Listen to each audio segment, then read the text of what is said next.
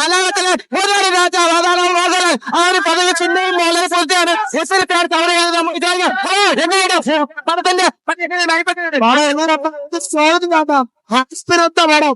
മലയാളത്തിന്റെ എന്തിന് യുദ്ധത്തിന് ഹോളിവുഡ് ലെവലിലേക്ക് പോകണം. അതാണ് ഞങ്ങളുടെ തന്നെ അഴിഞ്ഞാട്ടം അഴിഞ്ഞാട്ടം മോഹൻലാൽ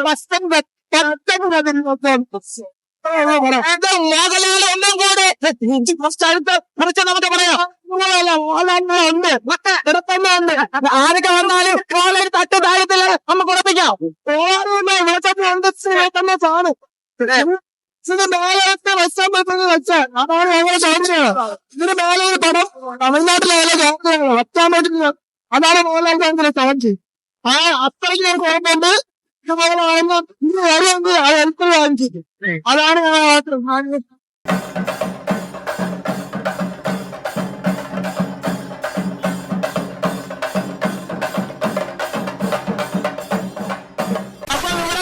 മലയാള സിനിമ ആഘോഷം ഇവിടെ തുടങ്ങിയ മലയാള കമ്പനികൾക്കുള്ള ഏറ്റവും വലിയുള്ള ആഘോഷമാണ് ഇവിടെ കാണുന്നത്. ഒരു വർഷമോ ഇതിന്റെ ആഘോഷമാണ്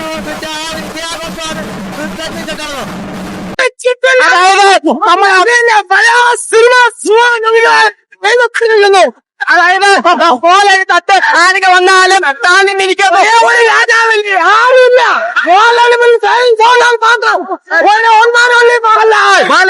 അടുത്ത പാട്ടിന് വേണ്ടി വെയിറ്റിംഗ്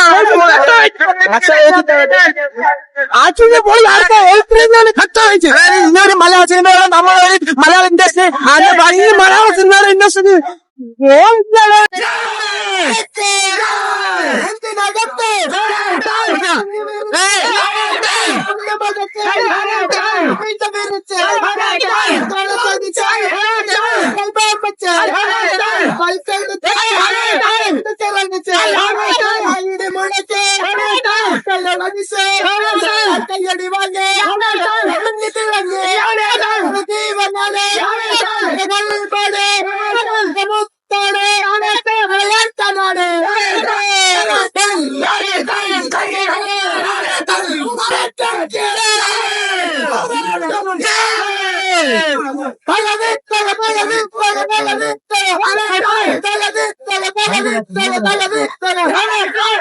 വന്ന പൈതലിനും നെഞ്ചിനുള്ളിൽ മണ്ഡലമതിവെല്ലുവിളിക്കാരുമില്ല.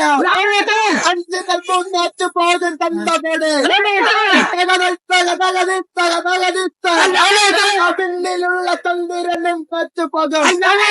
താരകവും കണ്ണു ചുമ്മും വിസ്മയമാണ്.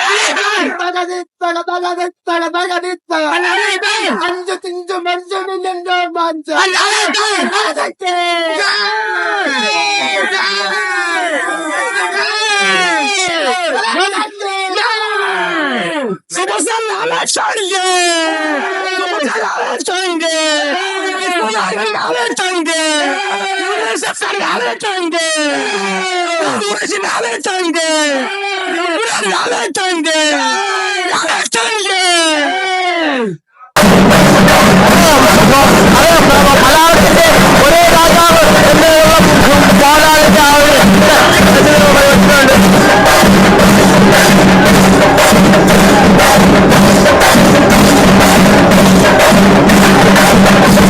പടം കാണാൻ വേണ്ടി ഒരു കൊച്ചു മോഹൻലാൽ ഫാൻസ് ഒരു കുട്ടി വന്നിട്ടുണ്ട്. നമുക്ക് ചോദിക്കാം.